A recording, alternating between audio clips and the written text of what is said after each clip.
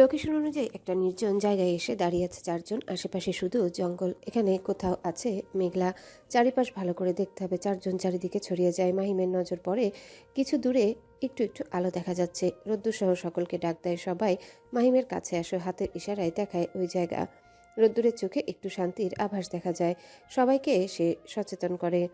ধীরে ধীরে যেতে হবে, যেন বুঝতে না পারে আমরা আসছি। রোদ্দুরের কথা মতো সবাই নিঃশব্দে হেঁটে যায় ধীরে ধীরে। বাংলো বাড়ির কাছে যেতে নজরে পড়ে কয়েকজন লোক আছে। তারা বলাবলি করছে।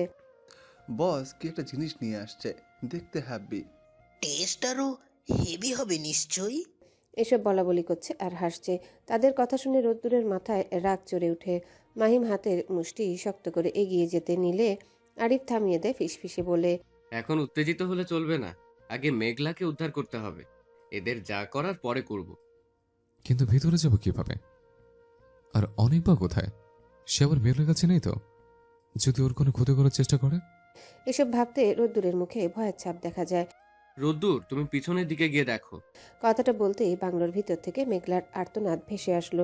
রোদ্দুরের প্রাণপণে দৌড়। বাংলোর সামনে ছেলেগুলো ওকে আটকাতে গেলে সবগুলোকে এলোপাতাড়ি মারতে থাকে। সাথে মাহিম, রাজ, আরিফও যায়। ওরা তাদের সামলাবে। রোদ্দুর উপরে যায়, গিয়ে দেখে এখানে দুটো রুম। একটা থেকে কান্নার শব্দ ভেসে আসছে। ও ওই রুমে ঢুকে ফোনের ফ্ল্যাশ জ্বালিয়ে দেখে কেউ নেই। কিন্তু ও স্পষ্ট শুনল মেঘলার আর্তনাদ।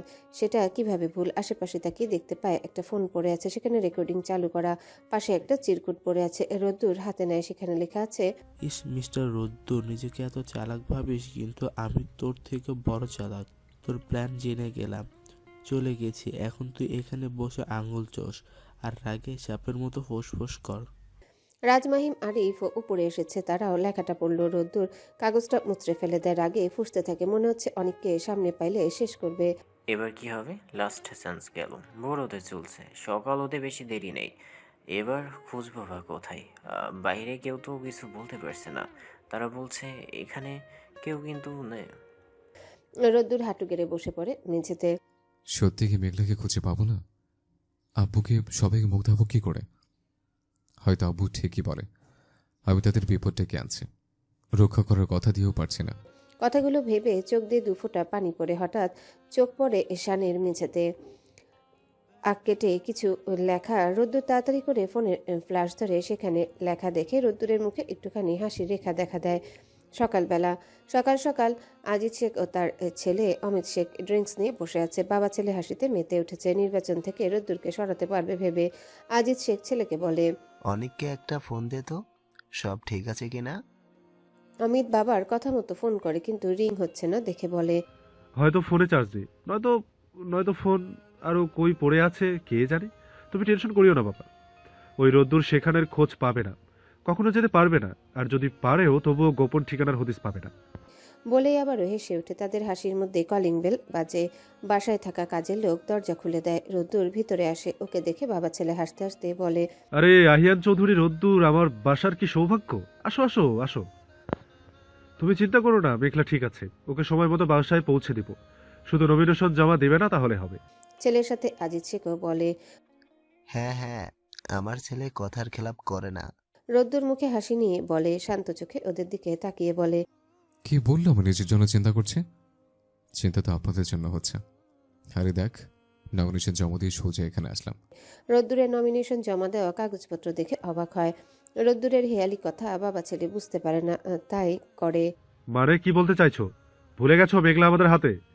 রোদ্দুর অট্ট হাসিতে ফেটে পড়ে। হাসি বন্ধ করে জবাব দেয়, বলতে চাচ্ছি এটাই যে তোর পিয়ারি ভাই কই, খোঁজ নে, ফোন কর। ও তো ফোন ধরছে না। ফোন ধরবে কিভাবে? সে অবস্থায় থাকলে তো। মানে মানে বোঝাচ্ছে। তোমরা ভিতরে আসো। মেঘলা, রাজ, মাহিম ও আরিফ ভিতরে আসে। আজিজ শেখ ও অমিত শেখ মেঘলাকে দেখে চমকে উঠে মনে মনে ভাবে, এ কি করে সম্ভব? ওকে কিভাবে পেলো? কি ভাবছেন? ওকে কিভাবে পেলাম, তাই তো? আপনাদের গোপন আস্তানার কথা জেনে গেছে। কি ভাবছিলেন দেওয়ালের মধ্যে দিয়ে গোপন ঘর থাকলে বুঝতে পারবো না? ঠিকই বুঝতে পারিনি। কিন্তু আমি যখন মেঝেতে বসে পড়ি, তখন শানের উপর কিছু লেখা দেখতে পাই। সেখানে আগদিতে লেখা ছিল, দেওয়ালের ওপারে ঘর। কথাটা বুঝতে সময় লেগেছিল। তার পুরো রুম খুঁজে পায়নি। অন্য রুম খুঁজে সে গোপন ঘর পায়। তারপর দরজা না খুলে ভেঙে ঢুকে যায়। গিয়ে দেখি আপনার ভাই বসে মাস্তি করছে। নেশা দিয়ে আর মেঘলাকে মুখে কাপড় বেঁধে রেখেছিল। গিয়ে মেঘলাকে নিয়ে আসলাম, আপনাদের মুখ কালো করে নমিনেশন জমা দিয়ে আপনাদের জানাতে আসলাম। শেষ। অমিত শেখ খেপে উঠল, রাগ হয়ে উঠে রোদ্দুরের কলার ধরে বলল, অনেক কোথায়? সে তো আত্মরা, হয়তো বেঁচে আছে। সেখানে গিয়ে দেখ। মেরে ফেলতে চেয়েছিলাম, ওরা তা করতে দিল না। ওর কত বড় সাহস, আমার কলেজে হাত দেয়। যার দিকে আমি কারোর নজর সহ্য করি না, সেখানেও ওকে নিয়ে কত নেগেটিভ কথা বলেছে, থাপ্পড় মেরেছে। এর জন্য ওর হাতটা ভেঙে দিয়েছে। অত্যন্ত রেগে দাঁতে দাঁত চেপে কথাগুলো বলল রোদ্দুর।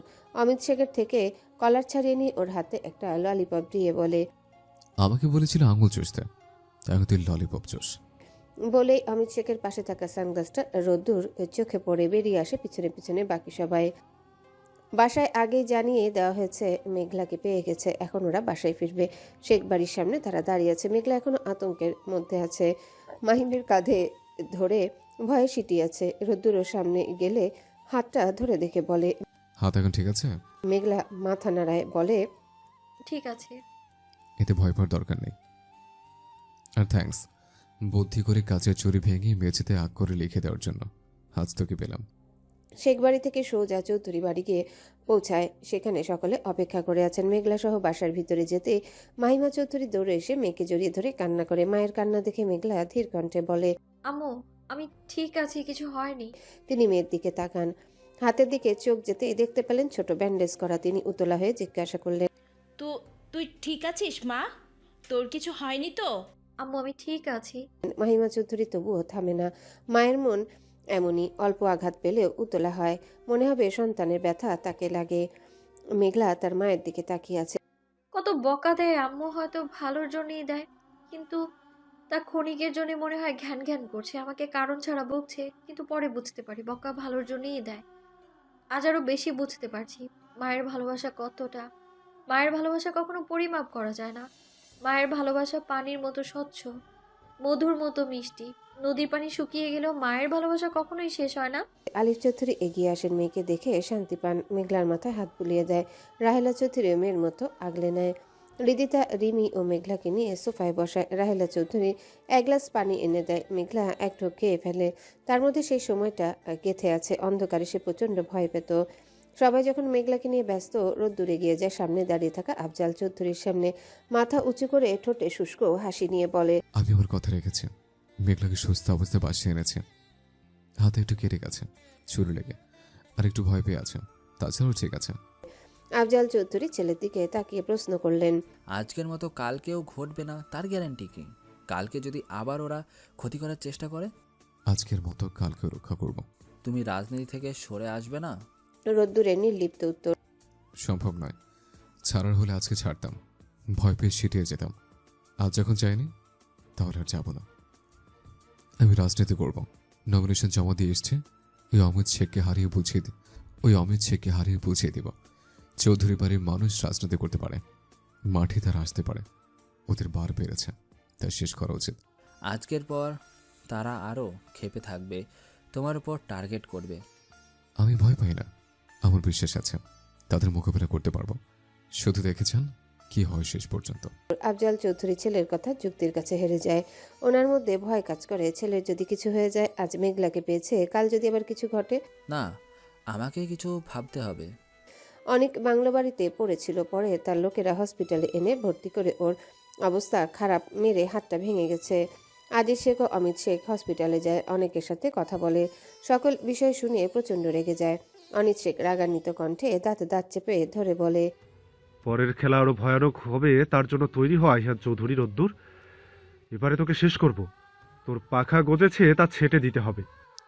পিপিলিকার পাখা গজায় মরিবার তরে, এই কথাটা সত্য। এবার ওর হাল তাই করতে হবে। আজিজ শেখ ছেলের সাথে যোগ দিয়ে এই কথা বলেন।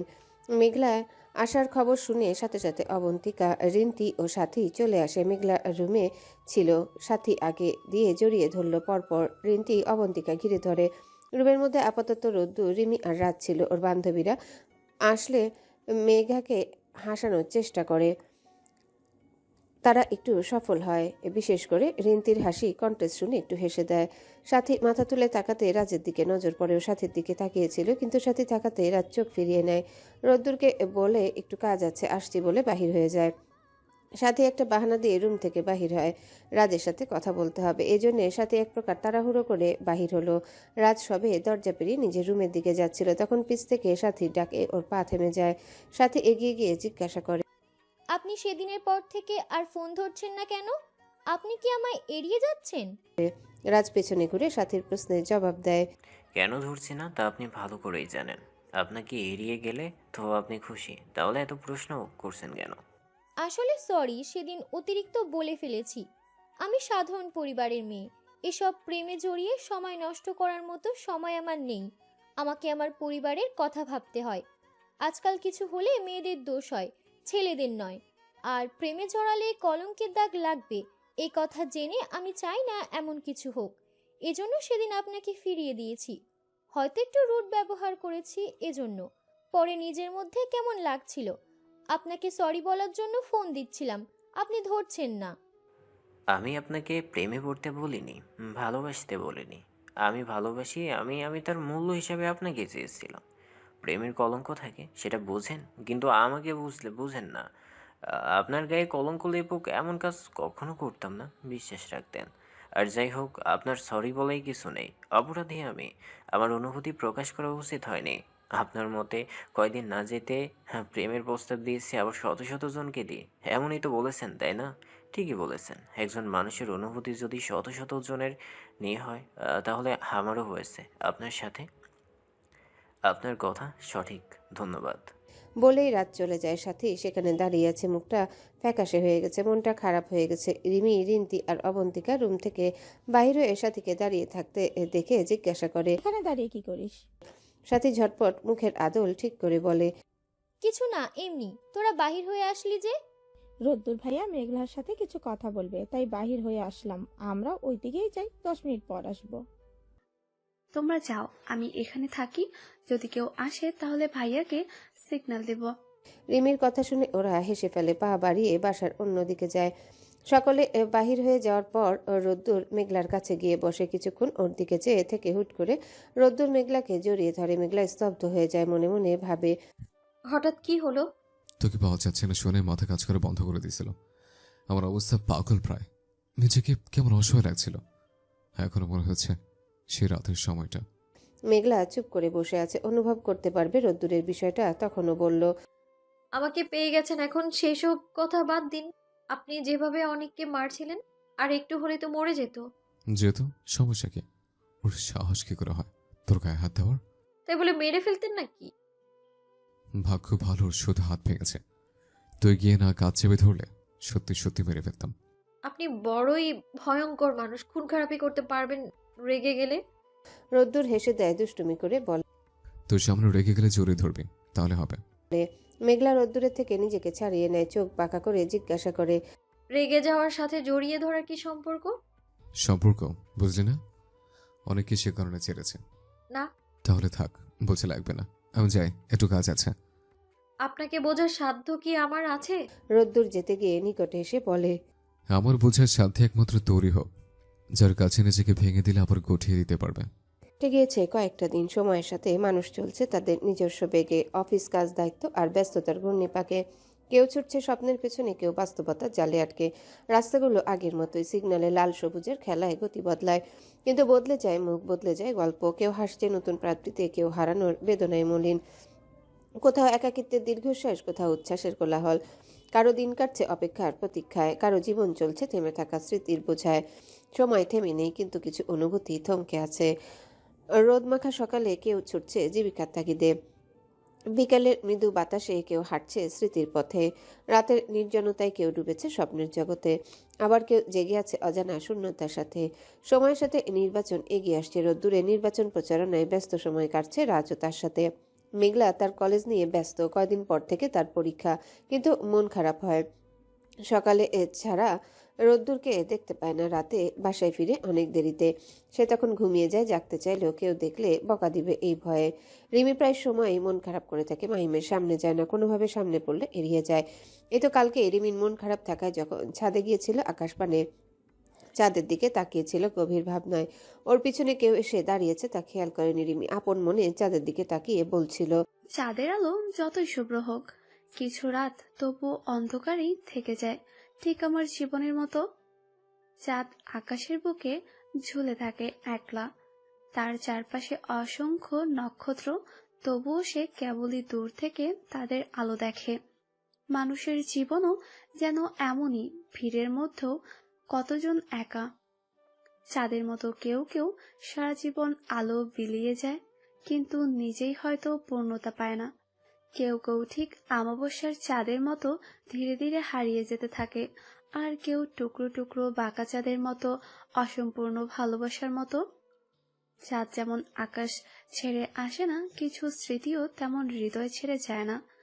কিছু অপেক্ষা চিরকালীন, কিছু ব্যথা শাশ্বত। চাঁদের দিকে তাকালে মনে হয় কিছু ভালোবাসা হয়তো পূর্ণিমার মতো উজ্জ্বল হতে পারত, কিন্তু কপালে ছিল চিরস্থায়ী অমাবস্যা। সে অমাবস্যা নিয়ে জীবন কাটাতে হবে।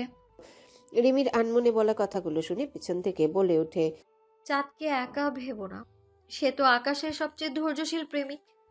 প্রতিদিন সূর্যের জন্য অপেক্ষা করে, তবুও কখনো অভিযোগ করে না। তার আলো হয়তো ধার করা, তবু সে অন্ধকারকে আলোয় ভরিয়ে দেয়। তোমার জীবনটা হতে এমনই, কিছু শূন্যতা থাকবে, কিছু অপেক্ষা অসমাপ্ত থেকে যাবে, কিন্তু তাতে কি সব শেষ নাকি? তাতে চাঁদের মতো তুমি জ্বলতে থাকো, ভালোবাসতে থাকো, কারণ রাত যতই গভীর হোক একসময় ভোর আসবেই।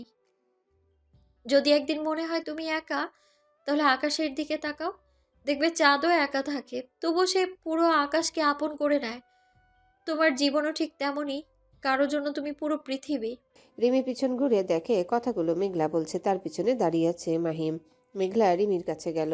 সব জেনেও মাহিমের সামনে না জানার ভান করে জিজ্ঞাসা করলো, কে গো এই পিচি বোনটার মন কেড়ে নিল, আর কেই বা উপেক্ষা করে চলে গেল? সেই ব্যক্তিকে জানতে চাই যে তোমার মতো মিষ্টি মেয়ের মন ভাঙলো। রিমি মাহিমের দিকে তাকায়নি। প্রথমে পিছনে ঘুরে নজর পড়লেও চোখ ফিরিয়ে নেয়। মুচকি হেসে মেঘলার প্রশ্নের জবাব দেয়, উপেক্ষা করার কারণ ছিল তাই করেছে। ভালোবাসা তো জোর করে হয় না, সেটা আমি বুঝি। আমি ছোট, আবেগে গা ভাসাই। তার বক্তব্য এমনই।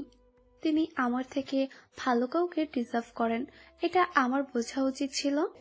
রিমির কথা শুনে মাহিম ফুলছে এবং বুঝতে পারছে তাকে খোঁটা দিয়ে কথাগুলো বলছে। মেঘলা থাকায় কিছু বলতে পারছে না। মেঘলা ভাইয়ের ফোলা মুখটা দেখে হাসি পাচ্ছে, মুখ চেপে হাসে। কিছু একটা মনে হতে বলে, রিমি তুমি আসো, আমি যাচ্ছি, চুলে কফি পানি বসিয়ে এসেছি, পানি হয়তো কমে যাবে। বলে মেঘলা দৌড় দেয়। রিমি আর মাহিম একা ছাদে। রিমি ছাদ থেকে নেমে আসে, সিঁড়ির কাছে আসতেই শুনতে পায়, আমি কি তোমাকে একবারও বলেছি আমি তোমার থেকে বেটার ডিজার্ভ করি? বলিনি তো, তাহলে বেশি বুঝো কেন? রিমি সিঁড়ি থেকে পিছনে না ফিরে উত্তর দেয়, আমার মনে হলো তাই বললাম। আর তাছাড়া সারা জীবন তো চিরকুমার থাকবেন না, কাউকে তো আনতে হবে, এজন্য বলেছি। বেশি বুঝা ভালো না, সবকিছু ভালো করেই বলেছি। কি কারণ তবু? হ্যাঁ, এই জন্য তো দূরে আছি। সেদিনের পর আপনাকে আর কিছু বলেছি? তাহলে মন খারাপ করে থাকো কেন? সেটা আপনাকে জানতে হবে না, আপনি আপনার মতো থাকেন। রিমি কথাগুলো বলে ছাদ থেকে নেমে যায়। মাহিম দাঁড়িয়ে থাকে আকাশপানে চেয়ে, নিজেকে প্রশ্ন করে, অনুভূতিরা এমন কেন? যার জন্য আমার অনুভূতি ছিল তার অনুভূতি অন্য কারো জন্য, আর যার জন্য অনুভূতি আমায় নিয়ে তাকে নিয়ে আমার অনুভূতি নেই। সময় নিয়ে বলে, আবারও নিজেকে প্রশ্ন করে, আসলেই কি অনুভূতি নেই? তাহলে ওর মুখ ভার দেখলে ভালো লাগে না কেন? হয়তো খারাপ লাগা থেকে। এরকম শত প্রশ্ন নিজেকে করে, আবার নিজে উত্তর দেয়। কিছু উত্তর খুঁজে। রাত 9টা বাজে। রাহেলা ও মাহিমা চৌধুরী রাতের খাবারের ব্যবস্থার জন্য ব্যস্ত রান্নাঘরে। আফজাল চৌধুরী অফিস থেকে ফিরে ফ্রেশ হয়ে সোফায় বসেছেন, টিভিতে নিউজ দেখছে। পাশে ছোট ভাইও মাহিমও আছে। রিমি নিজের রুমে, ওর ভালো লাগছে না বলে দরজা বন্ধ করে শুয়ে আছে। হৃদিতা আর সাব্বির ওদের রুমে ছিল। মেঘলা ওদের কাছে গেল, সাব্বিরকে বলল, ভাই আপনার ফোনটা একটু দিন তো। সাব্বির মজা করে বলে, কেন শালিকা, আমার সম্বন্ধীকে কল করবে নাকি? না, আমার এক বান্ধবীকে ফোন করব। মিথ্যা বলিও না। মিথ্যে কেন বলবো? আমি ফোন দিলেও উনি কি ধরবেন? উনি কি অনেক ব্যস্ত মানুষ, আজকাল বাসায় ফেরার সময়ই পান না। তুমি ফোন দিলে জনসভা বাদ দিয়েও আসতে বাধ্য। শুধু একটু কায়দা জানতে হবে। আর এখন একটু চাপ বেশি, যেখানে সেখানে যেতে হয়। আর কয়েকটা দিন, তাহলে তো শেষ।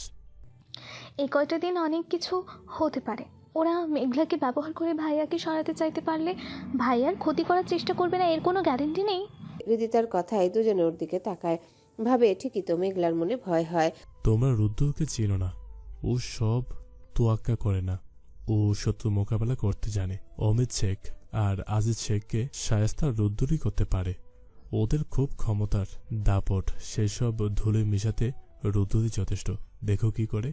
ওদের তিনজনের কথোপকথনের মধ্যে কলিং বেল বাজে। উপর থেকে শুনতে পায় রাহেলা চৌধুরী। তাড়াতাড়ি গিয়ে দরজা খুলে দেয়। পরিচিত মুখ দেখতে পেয়ে রাহেলা কিছুটা অবাক, সাথে হাসি মুখে বলে, তুমি? পিছনে আরো দুজন আছে, তারা জিজ্ঞাসা করে, কেমন আছেন বিয়ান? আলহামদুলিল্লাহ ভালো আছি। আপনারা কেমন আছেন? ভিতরে আসুন। রিদিতা, মেঘলা ও সাব্বির কয়েকজনের গলার আওয়াজ শুনে রুম থেকে বেরিয়ে আসে। নিচে তাকাতে দেখে শাকিল, আর সাথে আরো দুজন, একজন মহিলা আরেকজন পুরুষ। শাকিল আর চাচা চাচিরা এখানে কেন? মেঘলা বুঝতে পারে ওরা শাকিলের বাবা মা, কিন্তু এখানে কি জন্য এসেছে? কয়েকদিন আগে তো গেল। রিদিতা সাব্বিরকে বলে, তুমি জানো না ওরা আসবে? তোমায় বলেনি? না, আমায় তো বলেনি। শাকিলের সাথে আগামী দিন কথা হলো, কিছু তো বলেনি। ও আচ্ছা, চলো নিচে যাই। রিদিতা সাব্বির নিচে গেল। মেঘলা সেখানে দাঁড়িয়ে রইল। শাকিলের বাবা মা আফজাল চৌধুরী আলিফ চৌধুরীর সাথে গল্প করছেন। শাকিল আশেপাশে তাকিয়ে কাউকে খুঁজছে। হয়তো মেঘলাকে কিছু সময় খোঁজার পর নজর যায় উপরে কর্নারে, যেখানে মেঘলা দাঁড়িয়ে আছে। মেঘলার দিকে তাকাতে ও মুখ বাঁকিয়ে রুমের দিকে চলে গেল। মাহিম লক্ষ্য করেছে ছেলেটা মেঘলার দিকে তাকিয়েছিল, এখনো ওদিকে তাকিয়ে। কি ছোট ভাই, ওদিকে কি দেখো? ওপরে তো কেউ নেই, এদিকে দেখো সবাই আছে। শাকিল মাহিমের কথায় হা মিলায় বলে, এমনি দেখছিলাম একটা সুন্দর বিড়াল ওপরে দাঁড়িয়েছিল। হ্যাঁ, আমাদের বাসার সব জিনিসই সুন্দর, আর সব জিনিসেরই মালিক আছে, তাই নজর দিও না। সুন্দর বিড়াল পছন্দ হলেও দিব না। শাকিল হাসেও বুঝতে পারেনি মাহিম কিসের মধ্য দিয়ে কিসের কথা বলছে। এখন ঘড়ির কাঁটায় 10টা 20 বাজে। সকলে ডাইনিং টেবিলে বসেছে। খাওয়া প্রায় শেষের দিকে। মেঘলা রিমি দুজনেই মাথা নিচু করে খাচ্ছে। শাকিলও তার বাবা মা বসেছে। খাবার শেষ হওয়ার একটু আগে তিনি আফজাল চৌধুরী আলিফ চৌধুরীকে বলেন, বেয়াই সাহেব, আপনাদের একটা কথা বলতে চাচ্ছি। আফজাল চৌধুরী আলিফ চৌধুরী অনুমতি দেয়, বলেন। শাকিলের বাবা সাইদুর রহমান বলেন, আমার ছেলে সেদিন আপনাদের বাসায় এসেছিল। ও মেঘলাকে দেখেছে, মেঘলাকে ওর খুব পছন্দ হয়েছে। বাসায় গিয়ে ওর মাকে বলেছে তো। আর আমরা কালই এসেছি, যদি সম্পর্ক গাঢ় করা যায়। মানে শাকিলের মেডিকেল পড়া এবছরই শেষ হবে, তারপর বিয়ে দিয়ে ঘরে নিব। এখন কথা বলে রাখছি, যাতে অন্য জায়গায় না দেন। শাকিলের বাবার কথা শুনে পরিবেশ ঠান্ডা হয়ে গেল। কারো কোনো কথা নেই। মেঘলা খাওয়া বন্ধ হয়ে গেল। রিমি হুট করে তাকালো। রিদিতার সাব্বির অবাক। মাহিম বড় আব্বু আব্বুর দিকে তাকিয়ে আছে উত্তরের আশা, কিন্তু উত্তর যাই হোক, এসব রোদ্দুর জানলে তুলকালাম করে ফেলবে। ঘড়ির কাঁটাতে যখন ঠিক 11টা বাজে, তখনই কলিং বেল বাজে। রিদিতা গিয়ে দরজা খুলে দেয়। রোদ্দুর স্বাভাবিকভাবে বাড়ির ভেতরে আসে। জুতা খুলে সামনে তাকায়। সোফায় শাকিল সহ আরো দুজন মানুষকে দেখে ভুরু কুচকে আসে। শাকিলকে মানা করার পরও এই বাড়িতে কেন এসেছে, আর সাথে ওনারাই বা কারা? শাকিলকে দেখে রোদ্দুরের প্রচন্ড রাগ উঠছে। আশেপাশে মেঘলা নেই, বাড়ির সকলে বসে আছে, কিছু নিয়ে কথা বলছে। মাহিমও দাঁড়িয়ে আছে। রিদিতা ভাইয়ের দিকে তাকায়। চোখে মুখে রাগের আভাস দেখে বুঝতে পারে ঝড় উঠবে এখনই। মনে মনে বলে। রোদ্দুর শব্দ করে পা চালিয়ে ড্রয়িং রুমে উপস্থিত হয়, যাতে সকলের নজর তার উপর পড়ে। তাই হলো।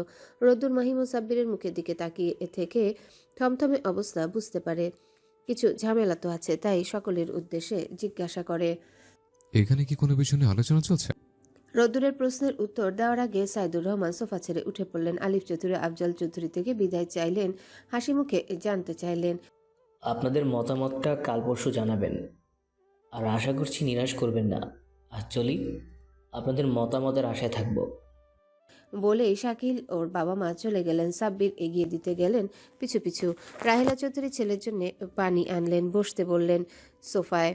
রোদ্দুরের নাম শুনে মেঘলা রুম থেকে বাহির হয়ে আসে, সাথে রিমিও আসে। দুজনে নিচে নামে।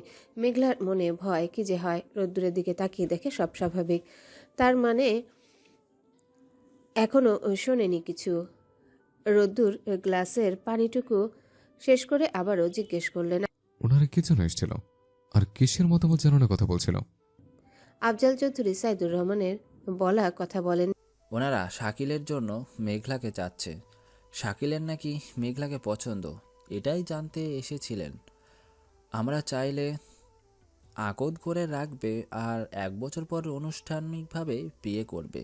মেঘলার বিয়ের কথা শুনে রোদ্দুরে দপ করে রাগ উঠে, আগুন ধরার মতো জ্বলে উঠে, তবুও নিজেকে শান্ত করার চেষ্টা করে জানতে চান। তোমরা কি বললে? কি চাও? বড় ভাই যা ভালো মনে করেন। রোদ্দুর নিজের বাবার দিকে তাকান উত্তরের আশায়। তিনি বলেন, মেয়ে বড় হচ্ছে, বিয়ে দিতে হবে। তাছাড়া আজকাল শত্রুর অভাব নেই, কখন কি হয় ঠিক নেই। তাই আমার মনে হয়। আফজাল চৌধুরীকে কথা শেষ করতে দিল না, তার আগে বলে উঠল, ব্যাস, আর লাগবে না। যদি এত চিন্তা হয় ওর বিয়ে নিয়ে, তবে দাও বিয়ে, সমস্যা নেই, তবে সাব্বিরের সাথে নয়। আফজাল চৌধুরী জিজ্ঞাসু দৃষ্টিতে চেয়ে জানতে চান, তাহলে কার সাথে দিতে বলছো? রোদ্দুর গায়ে পাঞ্জাবিটা টেনে নেয়, হাতে থাকা গ্লাসটা রেখে নিজের বাবার খুব সামনে দাঁড়ায়, নীরব ভঙ্গিতে উত্তর দেয়, কেন আমার সাথে? রোদ্দুরের কথায় সকলে অবাক, শুধু যারা জানে তারা বাদে। মেঘলা ভয়ে ঢোক গেলছে, কি হয় আল্লাহ জানে। রাহেলা চৌধুরী কিছুটা আঁচ করতে পেরেছিলেন ছেলের ব্যবহারে, তবে জিজ্ঞাসা করেননি। মাহিমা চৌধুরীর মুখ দেখে বোঝা যাচ্ছে সে অখুশি না, বরং খুশি। আলিফ চৌধুরী নির্লিপ্ত। আফজাল চৌধুরী বসা থেকে উঠে পড়েন, সোজা সাপটা উত্তর দেন, তোমার জীবনের নিশ্চয়তা, সেখানে মেঘলাকে তোমার হাতে তুলে দেব ভাবলে কি করে? এ সম্ভব নয়। তাছাড়া মেঘলা তোমাকে দেখে ভয় পায়, ওকে এসব ঝামেলায় জড়াতে চায় না। কেন? রাজনীতি করলে সবাই মরে নাকি? এত ভয়ে জীবন চলে না। যাই হোক, এটুকু কথা দিতে পারবো, জীবন থাকতে মেঘলার কিছু হতে দেব না। আর মোস্ট ইম্পর্ট্যান্ট হলো, আমার সাথে মেঘলার বিয়ে দিতে হবে, সেটা ও না চাইলেও। যদিও চায়, আপনারা জিজ্ঞেস করতে পারেন। তবে হ্যাঁ, বিয়ের কথা উঠেছে যখন, বিয়ে আজই হবে, আর সেটা আমার সাথে। নয়তো কি করবে? অভদ্রতা শেখার নেই, তবে নিজের জীবনের অংশ অন্যকে দিব, এটাও শিখে নেই। যদি রাজি না হন, তাহলে না জেনে বিয়ে করতে হবে। আফজাল চৌধুরী ছেলের কথায় টাসকি খায়, আগে কখনো এমন কথা শুনেননি। তিনি মেঘলাকে জিজ্ঞাসা করে, তোমার মতামত কি? মেঘলা রোদ্দুরের দিকে তাকিয়ে তারপর বড় আব্বুর প্রশ্নের উত্তর দেয়। তোমরা যা বলবে তাই বলেই মেঘলা মাথা নিচু করে। রোদ্দুরে রাগ উঠে, সবাই না থাকলে একটা থাপ্পড় দিত, নিজের মতামত দিতে জানে না। তোমরা যা বলবে তাই। দেখো রোদ্দুর, তুমি পাত্র হিসেবে খারাপ না, কিন্তু আমি একা কিছু বলতে পারবো না। আমার সিদ্ধান্ত নিয়ে কাল জানাবো। উত্তর হ্যাঁ হলে কাল বিয়ে হবে, আমরা কোনো অনুষ্ঠান হবে না। তোমার তো সময় নেই, নির্বাচন এসেছে। উত্তর হ্যাঁ চাই, নয়তো তোমার মেয়েকে খুঁজে পাবে না। ঠিক আছে, কালকে সকাল পর্যন্ত সময় থাকলো। সকাল উত্তর চাই, আর রাতে বিয়ে। রোদ্দুর ওর বাবার সামনে থেকে রুমের দিকে যেতেই সিঁড়ি সাইডে মেঘলা দাঁড়ানো আছে। ওর কাছে গিয়ে দাঁতে দাঁত চেপে বলে, তোকে একবার হাতে পাই মতামত শেখানো বেয়াদব। রোদ্দুর গমগমিয়ে উত্তরে মেঘলার ভয় বাড়ল। রাত অনেক হয়েছে, সবাই ঘুমাতে যাও। আফজাল চৌধুরীর কথায় সকলে নিজ নিজ রুমের দিকে যায়। রাহেলা চৌধুরী ও মাহিমা চৌধুরী দাঁড়িয়েছিলেন, তাদেরকেও বলেন, তোমরাও যাও, আমার কিছু কথা আছে আলিফের সাথে। দুই বউ মাথা ঝাঁকিয়ে চলে যায়। আফজাল চৌধুরী উপরে তাকিয়ে দেখলেন কেউ আছে কিনা, দেখলেন কেউ নেই। তখন দুই ভাই তাদের কথা শুরু করে। রাত 12টা পেরিয়ে গেছে। মেঘলা নিজের রুমে বসে নিচের কথাগুলো ভাবছে। রিমি ওয়াশরুম থেকে এসে জিজ্ঞাসা করে, আপু ঘুমাবে না? মেঘলা উত্তর দেয় না, এক মনে কিছু ভাবছে, শুনতে পায়নি। তাই রিমি গা ঝাঁকিয়ে বললে শুনতে পায়, কিছু বলছো? হ্যাঁ বলছি, ঘুমাবে না? কি ভেবে যাচ্ছ? কার ভাবনায় ডুবে আছো? ভাবছি এই রোদ্দুর ভাইয়ার হাত থেকে কিভাবে বাঁচবো। আমি ভাইয়া দিকে দেখেছিলাম, রেগে গেছিল, আর রুমে আসার সময় তোমাকে থ্রেট দিল। আমার অবস্থা দেখে হাসছো তুমি? আমার কথা শেষ হওয়ার আগে রাজ রুমে হাজির হয়, মেঘলাকে বলে, তোমাকে রোদ্দুর ডাকছে একটু সাদে।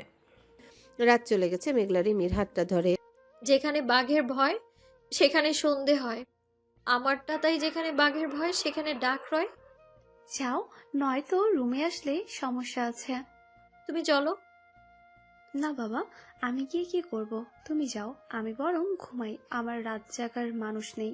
মেঘলা ভয়ে ভয়ে ছাদের দিকে এগিয়ে যাচ্ছে। ছাদের সিঁড়ির কাছে যেতে রাজের দেখা মেঘলাকে দেখে হেসে বলে, যাও, তোমার কপাল খারাপ আছে, রোদ্দুর যে রেগে আছে। রাজের কথা শুনে আরো ভয় বাড়তে থাকলো। পা পা করে ছাদের দরজায় পেরিয়ে পা রাখলো। রোদ্দুরের ছাদের কিনারায় দাঁড়িয়ে সামনের দিকে তাকিয়েছিল। কারো আসার শব্দ পেয়ে পেছনে তাকায়। মেঘলাকে দেখে হুট করে এসে মেঘলার হাত টান দিয়ে ছাদের কিনারায় এনে দাঁড় করে, দাঁতে দাঁত চেপে বলে। এখন এখান থেকে ফেলে দে। মেঘলা ভয়ে আমতা আমতা করে বলে, ফেলে দিবেন কেন? আমি কি করেছি? কি করেছিস জানিস না? নিজেকে সুন্দর বক্তব্য। তোমরা যা বলবে তাই। কেন নিজের মতামত জানাতে পারিস না? ভালোবাসি সেটা মুখে বলতে কষ্ট লাগে? মেঘলা ঢোক গিলে উত্তর দেয়, না মানে ভয় লাগে আব্বু, বড় আব্বুদের সামনে কিভাবে বলবো? আপনার মতো নির্লজ্জ তো আমি হতে পারবো না। ভালোবাসার নির্লজ্জ বেহায়া হতে হয়। আর ভালোবাসিস এ কথা বলতে লজ্জা লাগলে কিরকম ভালোবাসিস? সত্যিই ভালোবাসি। আমার তো সন্দেহ হয়। মেঘলা মাথা নিচু করে নেয়। 1 মিনিট অতিবাহিত হয়। মেঘলা চুপ করে রয়েছে। রোদ্দুর মেঘলার মাথা উঁচু করে দেখে চোখে পানি টলমল করছে। কি হয়েছে? চোখে পানি কেন? আল্লাহ, আমি মজা করে বলেছি। আমি জানি তুই আমাকে ভালোবাসিস। নিজে কাছে বলিসনি বলে একটু রাগ উঠেছিল, সরি। মেঘলার চোখ থেকে পানি গড়িয়ে পড়ছে। রোদ্দুর দুহাতে মেঘলাকে আগলে নেয়। মেঘলা আদুরে হয়ে দুহাতে জড়িয়ে ধরে কেঁদে দেয়। রোদ্দুর এক হাত মেঘলার মাথায় আর এক হাত পিঠে। রোদ্দুর মেঘলার কপাল থেকে চুল সরিয়ে কানের পিঠে দিয়ে আলতো করে চুমু এঁকে দেয়। মেঘলা জড়িয়ে ধরে রোদ্দুরের রাগ নিমিষে উড়ে যায়। রোদ্দুর দুহাতে মেঘলাকে একটু জড়িয়ে ধরে মনে মনে বলে, তোমার উষ্ণ আলিঙ্গনের আগের যেন হারিয়ে যায়, শব্দহীন নিঃশব্দে। মন শান্তির গানে বাঁধে ছায়া, তোমার স্পর্শে ঘিরে থাকে মধুর এক স্নিগ্ধতা। ভোরে সূর্য উদয় হচ্ছে। কুয়াশার জন্য তেমন দেখা যাচ্ছে না। শহরে তেমন শীত না বোঝা গেলেও ভোরের দিকে শীত অনুভব হয়। গ্রামের শীতকালে আনন্দ বেশি। শিশির ভেজা সকালে কুয়াশার চাদরে ঢেকে থাকে পথঘাট। পিঠা উৎসবের সে কি আমেজ। কিন্তু শহরে সকালে উঠে দেখা মিলে চারিপাশে এক ভিন্ন ধরনের গতি শুরু হয়। রাস্তায় গাড়ির সারি, সাইকেল আর বাইক, হোঁচট খেতে খেতে চলতে থাকা মানুষ, সবকিছু যেন এক বিরামহীন দৌড়। শীতের ঠান্ডা আর বাতাসের আর্দ্রতা মিশে যাওয়া আর সুরের বদলে এখন শুনতে পাওয়া যায় ট্রাফিক সিগন্যালের ঘণ্টা, গাড়ির হর্নের শব্দ এবং হাঁটার পদচারণা। আকাশে সূর্যের আলো ঠিকমতো উকি দেয়, কিন্তু শহরের গাঢ় কনক্রিটের ছায়ায় তার উষ্ণতা খুব একটা প্রভাব ফেলে না। শহরের প্রভাত এখন আর ঐতিহ্যগত কোনো রীতির মাধ্যমে শুরু হয় না। সেই পুরনো গ্রামের স্নিগ্ধতা আর প্রকৃতির সাথে সমন্বিত সুর হারিয়ে গেছে। মেঘলা 6টার সময় থেকে উঠে বসে আছে। রাতে তেমন ভালো ঘুম হয়নি। দুশ্চিন্তায় রাত কেটে গেছে। না জানি আজ কি হয়। যদি উত্তর না হয় তাহলে নিশ্চিন্তে তুলকালাম কাণ্ড ঘটবে। এই আপু, তুমি এত সকালে উঠে বসে আছো কেন? রিমির কথায় ওর দিকে তাকায়, চিন্তিত মুখে বলে, আজ কি ঘটবে সেই চিন্তায় আছি। যা হবে ভালো হবে, আমি নিশ্চিত। ফুপা, তোমার আব্বু আম্মু সকলে রাজি হবে। রোদ্দুর ভাইয়া তো খারাপ ছেলে না। তুমি বেলকনিতে যাও না কেন? আর মেঘলার প্রশ্নে রিমির তাচ্ছিল্যের উত্তর, মরিচিকার পিছনে ছুটেছিলাম, জানো তো মরিচিকা ধরা ছোঁয়ার বাহিরে, তাই পিছু নেওয়া ছেড়ে দিয়েছে। রিমির কষ্ট হচ্ছে কথাগুলো বলতে দেখে মেঘলার খারাপ লাগে। উঠে ব্যালকনিতে যায়। নিচে তাকিয়ে দেখে মুচকি হাসে। রিমিকে ডাক দেয়, এখানে একটু আসো তো। রিমি কিছু দরকার ভেবে যায়। গিয়ে দেখে নিচে মাহিম দাঁড়িয়ে তাদের দিকে তাকিয়ে আছে। রিমি চোখ ফিরিয়ে নিয়ে মেঘলাকে বলে, কি জন্য ডাকলে আপু? ভাইয়াকে দেখাতে। সে তোমার জন্য দাঁড়িয়ে আছে, বুঝছো? মুখে না করলেও ঠিকই মনে চায়। শুধু শান্তা আপুকে ভুলতে পারেনি। মাঝে মধ্যে মনে পড়ে, হয়তো ভাবে ভীষণ ভালোবেসে পেলাম না জীবনে, আর কাউকে জায়গা দেব না। তবে তোমাকে জায়গা করে নিতে হবে। এরকম দূরে থাকো কয়দিন, দেখবে ঠিকই তোমার জ্বালানো মিস করবে, যেমন মিস করে তুমি রোজ সকালে দাঁড়িয়ে তাকে দেখতে। এই জন্য তুমি না আসলেও উপরে তাকিয়ে থাকে তোমার আশায়। সকালে চৌধুরী বাড়ির সকলে একত্রিত হয়েছে ড্রয়িং রুমে। আলোচনার ফল প্রকাশ হবে। রোদ্দুর এখনো আসেনি। ওকে ডেকে পাঠানো হয়েছে। 5 মিনিট পর রোদ্দুরের আগমন। সাদা পাঞ্জাবি পরে সিঁড়ি বেয়ে নামছে। সকলের দৃষ্টি তার দিকে। মেঘলা অপলক তাকিয়ে আছে। শুভ্র পাঞ্জাবিতে রোদ্দুর ভাইকে অনেক সুন্দর লাগছে। রিমি মেঘলার কানে কানে বলছে, মাশাআল্লাহ, কি সুন্দর লাগছে, তাই না? মেঘলা আর মনে উত্তর দেয়, একদম নেতা নেতা ভাব। মেয়েরা দেখলে হামলে পড়বে, চোখ দিয়ে গিলে খাবে, বুঝলে? রিমির এই কথা শুনে মেঘলার মুখটা ফ্যাকাশে হয়ে যায়। সত্যিই তো বেশি সুন্দর লাগলে মেয়েরা ফিদা হয়ে যাবে। রোদ্দুর নেমে মাহিমা চৌধুরীর পাশে বসে পড়ে ফোন ঘাটতে ঘাটতে বলে, তোমাদের ডিসিশন জানাও। আমরা রাজি, তবে শর্ত আছে। আফজাল চৌধুরী শর্তের কথা শুনে নিশ্চুপ দৃষ্টিতে তাকিয়ে জানতে চায়, কি শর্ত বলো? ওকে ছাড়া আর রাজনীতি ছাড়া, তাবতে সব শর্ত মঞ্জুর হবে। শর্ত হলো একটাই, আজ শুধু কাজী ডেকে এনে বিয়ে পড়ানো হবে। তবে এখন কেউ জানবে না। তারপর মেঘলাকে ওর মামা বাড়ি পাঠিয়ে দেওয়া হবে। নির্বাচন শেষ না হওয়া পর্যন্ত ওখানেই থাকবে। আমি ওর জীবনের রিস্ক নিতে চাই না।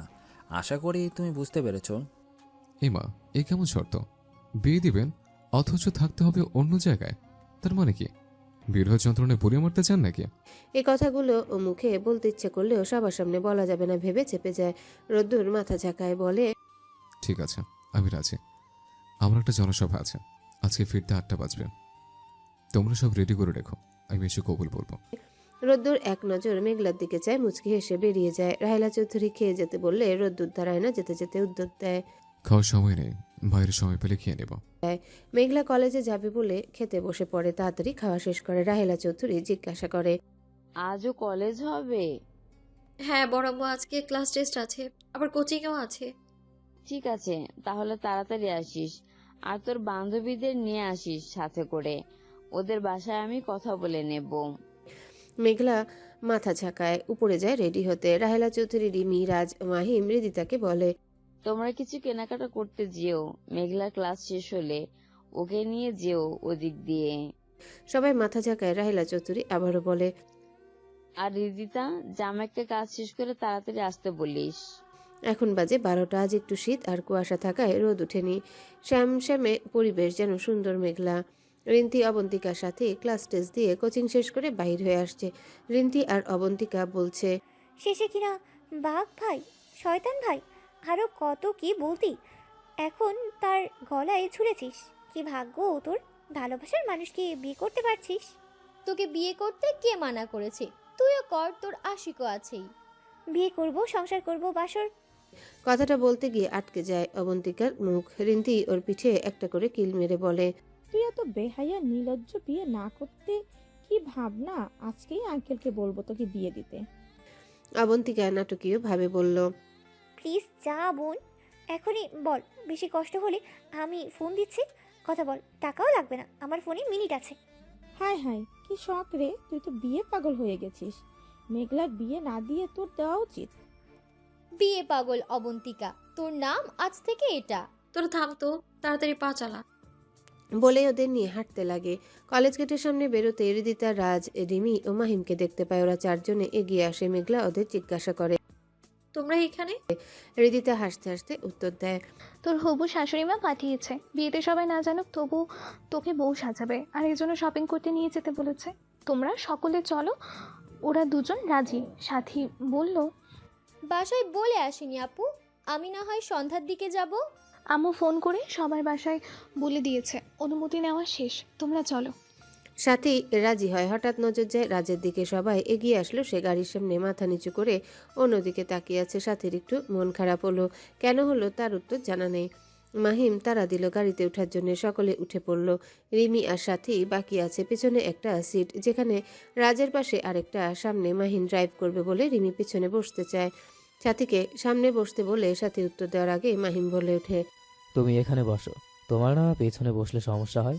রিমি চুপ করে থাকে, কিছু বলে না। মেঘলা ভাইয়ের সাথে তাল মিলিয়ে বলে, হ্যাঁ রিমি, তুমি সামনে বসো, নয়তো সমস্যা হবে। সাথী রাজের পাশে সিটে বসে। অগত্যা রিমিকে সামনে বসতে। গাড়ি চলতে আছে। মাহিম ড্রাইভ করার মাঝে মাঝে রিমির দিকে তাকাচ্ছে। মেঘলা কিন্তু রিমি অন্যদিকে চেয়ে আছে, যার কারণে মাহিমের চোখে মুখে বিরক্তের ছাপ। মেঘলা ভাইকে লক্ষ্য করছে। ওর কাণ্ড দেখে না চাইতেও ফিক করে হেসে ফেলে। মেঘলার হাসি দেওয়ার কারণ সকলে ওর দিকে তাকায়। সবাই হাসির কারণ জানতে চাইলে চুপ করে থাকে। কি বলবে? ভাইয়ের কাহিনী দেখে হাসি পাচ্ছে, তাই বলল, কিছু না, একটা ফানি ঘটনা মনে পড়লো, তাই আর কি। রিমির পানি পিপাসা পায়। সামনে থেকে পানির বোতল নিতে গেলে নাগাল পায় না, তাই সামনের দিকে ঝুঁকে নিতে গেলে তখনই ব্রেক কষে মাথা ঘিয়ে লাগলো কারো উষ্ণ হাতেও। ভেবেছিল ধাক্কা লাগবে, কিন্তু টানা হওয়ায় চোখ মেলে চায়, দেখে মাহিমের হাত সামনেও। তাড়াতাড়ি নিজের সিটের দিকে আসে, আসতে বলে, কাটার আঘাত দিয়ে এই সামান্য আঘাত থেকে বাঁচানোর অভিনয় করতে হবে না। মাহিম শুনে যায়, কিছু বলে না, শুধু ভাবে। ভালোবাসার জন্য পিছু ঘুরলো, বিরক্ত করলো, তখন অবহেলায় ঠেলে দিলাম। তারপর যখন বিরক্ত করা ছেড়ে দিল, তখন সেই বিরক্তিকর মুহূর্তগুলো মিস করতে থাকলাম। এভাবে জন্ম নিল কিছু অনুভূতি, যার নাম জানা নেই। এখন বাজে বিকাল 3টা বেজে 10 মিনিট। বাসার দিকে গাড়ি চলছে। শপিং করতে গিয়ে আরেক কাহিনী। শাড়ি কিনতে গিয়ে রিন্তির সাথে ধাক্কা লাগে এক ছেলের সাথে। সে সরি বললেও রিন্তি শুনতে না পেয়ে ঝগড়া বেঁধে যায়। পুরো শপিং মলের মানুষ তাদের দিকে তাকিয়েছিল। সে কি কাহিনী? মেঘলা সেই নিয়ে রিন্তিকে খেপাচ্ছে। ওই ছেলেটা তোর ভবিষ্যৎ জামাই হলে খুব ভালো হবে, সারাদিন ঝগড়া করবি। একদম ওই বেটার নাম নিবি না। জীবনে বিয়ে না হলেও ওর মতো পোলারে বিয়ে করতাম না।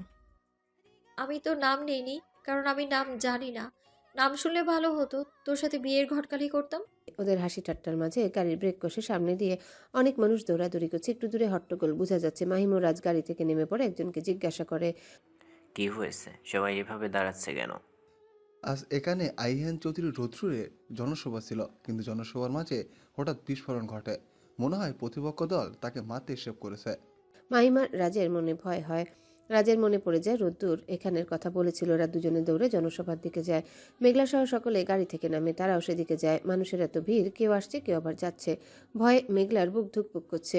উনি ঠিক আছেন তো এই ভেবে সেখানে গিয়ে দেখে রোদ্দুর বা তার দলের কেউ নেই। কয়েকজনকে জিজ্ঞাসা করলে জানা যায় আহত হয়েছেন, তাকে হসপিটালে নিয়ে গেছে।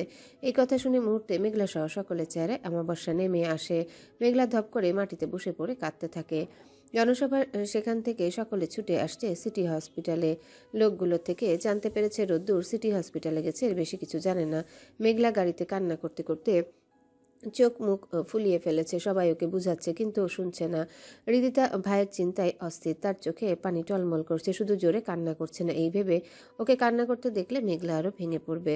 সাথী মেঘলাকে জড়িয়ে ধরে আছে, চোখের পানি মুছে দিয়ে বলে, দেখিস এমনও হতে পারে তাদের কথা ভুল। রোদ্দুর ভাই ঠিক আছে, না দেখে এত ভেঙে পড়ছিস কেন? আমরা তো লোকটার কথায় তেমন বুঝতে পারিনি। যে বলেছে রোদ্দুর হসপিটালে, কিন্তু কেন সেটা তো শুনিনি। তার আগে পালিয়ে গেল, হতে পারে অন্য কাউকে নিয়ে গেছে, তাই না? সাথীর কথা একটু অস্থিরতা কমলেও কান্না থামছে না। 30 মিনিটের মধ্যে গাড়ি সিটি হসপিটালে পৌঁছায়। কেউ বাহির হওয়ার আগে মেঘলা গাড়ি থেকে নেমে ভিতরে দৌড় দেয়। সকলে ওর পিছু নেয়। মেঘলা রিসেপশনে গিয়ে বলে, রোদ্দুর নামে কেউ এসেছে হসপিটালে? মেয়েটি মেঘলার কান্নারত কথা বুঝতে পারেনি, তাই জিজ্ঞাসা করে, সরি ম্যাম, বুঝতে পারিনি, ঠিক করে বলুন। বাকি সকলে মেঘলার কাছে আসে। মাহিম মেয়েটিকে ভালো করে বলে, আহিয়ান চৌধুরী রোদ্দুর নামে কোনো পেশেন্ট এসেছেন? হ্যাঁ এসেছেন। কত নম্বর রুমে আছেন? মেয়েটির বলা রুম নাম্বার খুঁজে সেখানে সকলে যায়। গিয়ে দেখে রুমের সামনে দাঁড়িয়ে আছে রোদ্দুর, হাতে ব্যান্ডেজ, সাদা পাঞ্জাবিতে রক্তের দাগ লেগে আছে, চুলগুলো উস্কো খুস্কো। মেঘলা দূর থেকে দেখতে পেয়ে দৌড়ে গিয়ে রোদ্দুরকে জড়িয়ে ধরে কান্না শুরু করে দেয়। রোদ্দুর চমকে উঠে কে জড়িয়ে ধরলে একটু পর বুঝতে পারে এটা মেঘলা। হসপিটালের অনেকে তাদের দিকে তাকিয়ে আছে। বাকি সকলে রোদ্দুরের সামনে আসে। মেঘলা সহ সবাইকে দেখে অবাক হয়ে জিজ্ঞাসা করে, তোরা এখানে কেন? মাহিমার রাজ সব খুলে বলে। রোদ্দুর শুনে বুঝতে পারে মেঘলার এই অবস্থার কারণও নিজে। ভাবছে আমার কিছু হয়েছে, এজন্য কান্নার বন্যা বয়ে যাচ্ছে। ওর কাণ্ড দেখে কষ্টের মধ্যেও হাসে। রোদ্দুর মেঘলাকে শান্ত করার জন্য কাঁধে হাত বুলায়, কানে কানে বলে, আমার কিছু হয়নি, চুপ কর এবার। মেঘলা থামছে না, অতিরিক্ত কান্নার ফলে হেঁচকি উঠছে। এখানে অনেক মানুষ দাঁড়িয়ে দেখছে, কিন্তু তারা কি ভাবছে, এটা কত বড় মেয়ে বাচ্চাদের মতো কান্না করছে। মেঘলা রোদ্দুরের বুক থেকে সরে আসে, আশেপাশে তাকিয়ে দেখে অনেকে তাদের দিকে তাকিয়ে দেখছে, কেউ আবার হাসছে। পাশ থেকে একটা মেয়ে বলছে, কি ভালোবাসা। মেঘলা কান্না ভুলে এবার শরম পায়। নিজের সামনে রোদ্দুরকে ঠিক দেখে কিছুটা স্বস্তি লাগছে। রোদ্দুর হাতে ব্যান্ডেজ করা, তেমন বেশি আঘাত লাগেনি। গন্ডগোল মারামারি থামাতে গিয়ে পেছন থেকে কেউ ছুরি মারতে চাইলে ও ধরে ফেলে। ছুরি ধরার জন্য হাত কেটেছে। ভাগ্যের জনসভা শুরু হওয়ার আগে যখন রোদ্দুর বসেছিল সেই সময় রোদ্দুরের ফোন আসা, একটু দূরে যেতে হয়। তখনই বিস্ফোরণ ঘটে। তাতে কারো ক্ষতি না হলেও জনসভার মধ্যে এলোমেলো সৃষ্টি করে সবাই চারিদিকে ছুটতে থাকে। মারামারি লেগে যায়। সেখানে রোদ্দুরের দলের দুজনের মাথায় লাঠির আঘাত লাগে। তাদের নিয়ে হসপিটালে আসে। মাহিম জিজ্ঞাসা করে, এসব নিশ্চিত অনিত শেখ এর দলের লোকেরা করেছে? সব অমিত শেখের প্ল্যান, জনসভা ভণ্ড করার জন্যে। ওদের এবার থামানো উচিত, অনেকবার বেড়েছে। রোদ্দুরের মুহূর্তে চোয়াল শক্ত হয়ে এলো, দাঁত চেপে বলল, এবার আমার উচিত শিক্ষা দিব, যা ভুলতে পারবে না। কিছু বলছে না বলে বেশি বার বাড়ছে, এবার কি করি দেখ শুধু। আফজাল চৌধুরী, আলিফ চৌধুরী আজকে অফিসে যাননি, বাসায় আছেন। বিকেলে যখন টিভি চালু করেন নিউজে দেখতে পান জনসভায় বিস্ফোরণ ঘটেছে, মারামারি লাগছে, সকলে দৌড়াদৌড়ি করছে, কেউ লাঠি দিয়ে মারছে। রাহিলা চৌধুরী নিউজ শুনতে পেয়ে দৌড়ে আসেন টিভির সামনে। চিন্তিত কণ্ঠে আফজাল চৌধুরীকে ফোন করতে বলেন, রোদ্দুর ঠিক আছে কিনা জানতে। আফজাল চৌধুরী ফোন করে কিন্তু ফোন ঢুকছে না। পরপর কয়েকবার চেষ্টা করার পরও কল যাচ্ছে না। তখন মাহিমকে ফোন করেও কিছু বলতে পারে, যদি এর জন্য ফোন করে। রোদ্দুর সকলকে বাসায় যেতে বললে রাত জিজ্ঞাসা করে, তুই কখন যাবি? আজ তোদের বিয়ে, ভুলে গেছিস? ভুলিনি কিছুই, আমার আরেকটু কাজ আছে। তোরা যা, আমি সন্ধ্যার পরে যাচ্ছি। তোর সব রেডি রাখিস, আমি শুধু গিয়ে বিয়ে করব, এছাড়া তো কাজ নেই। মাহিমের ফোনে কল আসে। এই থামো, বড় আব্বু ফোন করেছে। কি বলবে? হয়তো জিজ্ঞেস করবে। আমার কথা কণ্ঠগুলো নিউজ ছড়িয়ে গেছে এতক্ষণে। ফোন ধর। মাহিম ফোন ধরে আফজাল চৌধুরী জানতে চান। নিউজে দেখলাম রোদ্দুর ঠিক আছে তো? কারো কিছু হয়নি তো? রদুল ঠিক আছে বড় আব্বু, তবে ওর দলের দুজনের আঘাত লেগেছে। আপাতত তারা ঠিক আছে, মাথায় ব্যান্ডেজ করা হয়েছে। ঠিক আছে, ওকে নিয়ে বাড়ি এসো তাড়াতাড়ি। আফজাল চৌধুরী কল কেটে দেয়। অমিত শেখ নিজের বাসায় দাঁড়িয়ে সামনে থাকা লোকগুলোকে অশ্লীল ভাষায় গালি দিচ্ছে। তোদের কি জন্য পাঠালাম? রোদ্দুরের কিছু করতে পারলি না কেন? লাঠি দিয়ে তাকে আঘাত করলেও একটা কাজ হতো। তাদের মধ্যে একজন লোক সাহস করে বলল, বস, আমরা চেষ্টা করেছিলাম, কিন্তু মারতে পারেনি। সে বড়ই চালাক আর ধুরন্ধর। কথাটা বলার সাথে সাথে লোকটার গালে সপাটে চড় পড়ল। দাঁতে দাঁত চেপে রাগান্বিত কণ্ঠে বলল, তোকে কি ওই রোদ্দুরের গুণগান করার জন্য রেখেছি? সব লোকগুলো ভয়ে সিটিয়ে গেল। রোদ্দুর সকলকে বাসায় পাঠিয়ে দিয়েছে। শাহিন ও আর দুজনকে নিয়ে চলে গেছে অমিত শেখের ক্লাবের সামনে দাঁড়ায়, যেখানে অমিত শেখ ও তার দলের লোকদের আলোচনা সভা, আড্ডাখানা বলা যায়। শাহিন রোদ্দুরের কথা মতো গাড়ি থেকে কেরোসিনের ডেঙ্কিটা নিয়ে আসে। কি করতে হবে জানিস তো? কাজ ছেড়ে ফেল। শাহিন কেরোসিনের ট্যাঙ্কির মুখটা খুলতে গন্ধ বাহির হয়। সবগুলো কেরোসিন ক্লাবের দিকে ছুড়ে দেয়। তারপর দেশলাই বের করে আগুন লাগিয়ে দেয়। তারপর ওরা সেখান থেকে সরে যায়। এখন সন্ধ্যা, এদিকে কেউ নেই। দাউ দাউ করে আগুনে জ্বলতে থাকে। রোদ্দুর সহ ওরা সকলে দেখে হেসে ওঠে। ওদের প্ল্যান ছিল আমাদের ক্লাব ঘরে আগুন দেবে। রোদ্দুর অমিতের নাম্বারে কল দেয়। অমিত রেগে মেগে বসে ড্রিঙ্ক করছিল আর ভাবছিল নেক্সট কি করবে, কিভাবে রোদ্দুরকে হারাবে। ভোটে হারানো অসম্ভব, এজন্য রোদ্দুরকে সরিয়ে জয়ী হতে হবে, ছাড়া উপায় নেই। কিন্তু কিভাবে সরাবে? শালার এত বুদ্ধির জন্য বারবার হেরে যাচ্ছি। তখনই কারো নাম্বার থেকে কল আসে। কিছুটা চেনা চেনা মনে হচ্ছে। তারপর কল ধরে রোদ্দুর হেসে বলে, মিস্টার অমিত শেখ, আমার পেছনে লাগা বন্ধ কর। কত পারিস রাজনীতির মাঠে সত্যের পথে লড়। তুই যদি ভোটে হতে পারিস তাহলে আমি নিজে অভিনন্দন জানাবো, আর যদি না হস আমাকে জানাবি। কিন্তু এরপরও আমার সাথে লাগতে গিয়ে অন্যদের ক্ষতি হলে তোকে ধ্বংস করতে সময় লাগবে না। আজ শুধু ট্রেলার দেখালাম, তুই যা করার প্ল্যান করেছিলে আমি তা আগে করলাম। নেক্সট থেকে কোনো কথা হবে না, বুঝতে পারলে? রোদ্দুর ফোন কেটে দিয়েছে। অমিতের রাগ বাড়তে থাকে। হাতে থাকা ড্রিঙ্কসের গ্লাসটা ছুঁড়ে ফেলে। আবার কল আসে। পরিচিত নাম্বার দেখে কল রিসিভ করে। কি বলিস? কে আগুন লাগালো? একটু ভাবতে বুঝতে পারে রোদ্দুরে কাজ করেছে। ভালো করলি না রে। এবার তোকে সরাতে আমায় কিছু কিছু করতে হবে। কিছুতেই ক্ষমতার আসন ছাড়া যাবে না, কিছুতেই না। রাতের স্নিগ্ধ বাতাস বইছে জোরে। জানালার থাই গ্লাসগুলো খোলা রাখার কারণে দমকা হাওয়া আসছে। অবন্তিকা বিরক্ত হয়ে রিমিকে বলে, জানালার কাজটা বন্ধ করে দে, বাতাসের জন্য চুলগুলো এলোমেলো হয়ে যাচ্ছে। মেঘলাকে ভালো মতো সাজাতেই পারছে না। রিমি উঠে জানালা বন্ধ করে দেয়। এই অসময়ে এত বাতাস কেন? ঝড় আসবে নাকি? আসলে আসুক, সমস্যা নেই। কিন্তু রোদ্দুর ভাই তো এখনো বাসায় আসেনি। সাথী দুষ্টামি করে বলে ফেলে, জামাই ছাড়া মেঘলার বিয়ে হবে, কি দারুণ না? রিমিও হেসে তাল মিলালো। হ্যাঁ, দারুণ হবে, কিন্তু জামাই ছাড়া তো বিয়ে হয় না। অবন্তিকা সাজাতে সাজাতে বলে, জামাই ছাড়া বিয়ে মেঘলার হবে কেন? ওর জামাই ঠিক করা আছে, তোদের নাই, তোরা কর। আরে বাহ, তুই দেখি মেঘলার দিকে হলি। আরে হবে না, ওর তো ঠিক করা আছে, শুধু তুই আর আমি সিঙ্গেল। আসলেই জীবনে লাভ লস কিচ্ছু নেই, শুধু বান্ধবীদের বিয়ে দেখে যেতে হবে। এ জীবনে আর বিয়ে হবে না। মেঘলা রিন্তি চুলে টান দেয়। আন্টিকে বলবো তোর বিয়ে দিয়ে দিতে। কেন এত দুঃখ? আমি তোর দুঃখ ঘুচিয়ে দেওয়ার ব্যবস্থা করব। থাক বাবা, আম্মুর হাতে মার খেতে চাই না। অবন্তিকা সাজানো শেষ। রিদিতা শাড়ি পরে দিয়েছিল, বাকি হালকা সাজ যা ছিল অবন্তিকা করেছে। কোনো মেকআপ ব্যবহার করা হয়নি। কানে ঝুমকা, হাতের আহেলা চৌধুরীর দেওয়া স্বর্ণের চুড়ি, আর গলায় একটা সিম্পল হার। এতেই অসম্ভব সুন্দর লাগছে। মেঘলাকে লাল রঙা শাড়িটাতে দারুণ মানিয়েছে, তাই না? অবন্তিকার কথায় রিন্তি রিমি দুজনে মত জানায়। অসম্ভব সুন্দর লাগছে রে। আমার দুলাভাই দেখলে নিশ্চিত হার্টবিট বেড়ে যাবে। হার্টবিট বেড়ে গিয়ে সিনেমায় যেমন নায়ক বুকে হাত দিয়ে পড়ে যায়, ওরকম অবস্থা হবে ভাইয়ার। ওদের সবার কথা শুনে মেঘলা লজ্জায় লাল হয়ে যাচ্ছে। মাথা নিচু করে সেও মিটিমিটি হাসছে আর ভাবছে, আজ তো সুখের দিন, ভালোবাসার মানুষকে নিজের নামে করে পাবো সারা জীবনের জন্য। শুধু এইটুকু চাওয়া, বাইরের দমকা হওয়ার মতো জীবনে ঝড় আসলেই হবে। কিন্তু সে চাওয়া কি পূর্ণ হবে? মেঘলা রুমের দরজায় কড়া নাড়ে। রিমি গিয়ে দরজা খুলে দেয়। মেঘলা ভাবনা থেকে বেরিয়ে দরজার দিকে তাকায়। মাহিম সামনে দাঁড়িয়ে থাকা মেয়েটার দিকে চেয়ে আছে। গোলাপি গাউনে বেশ সুন্দর লাগছে। চোখে বোধহয় কাজলও দিয়েছে, এজন্য চোখ দুটো আজ একটু অন্যরকম সুন্দর লাগছে। রিমি সামনে থেকে সরে গেল। মাহিমের দৃষ্টি সরতে বাধ্য হলো, মেঘলার কাছে গেল। তোর স্বাদ শেষ? হ্যাঁ ভাইয়া, শেষ। ওকে, আমি এটাই দেখতে এলাম। রোদুর আর 2 মিনিট, তাহলে এসে পড়বে। এখন আমি যাই, ওকে ধরে নিয়ে যাই জামাই সাজাতে।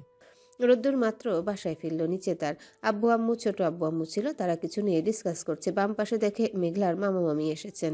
রাজ আর মাহিম উপর থেকে নেমে আসলো। রোদ্দুরকে দুজনে উপরে তার রুমে নিয়ে গেল। যা, এবার ফ্রেশ হয়ে আয়, রক্ত মাখা পাঞ্জাবি ছেড়ে ভালো পাঞ্জাবি পরতে হবে। রোদ্দুর বাঁকা চোখে দুজনের দিকে তাকায়। তোদের হাতে কি এটা? আমাকে কি তোরা জামাই সাজাতে এসেছিস নাকি? রাজ দাঁত কেলিয়ে বলে, হ্যাঁ, বিয়ে তো একবারই সাথে হয়। কথাটা বলতে গিয়ে মাহিম আর রোদ্দুরের দিকে তাকিয়ে থেমে যায়।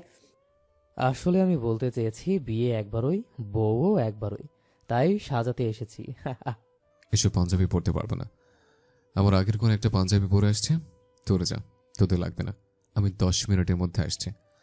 কাজী সাহেবকে রেডি হতে বল বিয়ে পড়ানোর জন্য। জামাই হাজির হবে এখনই।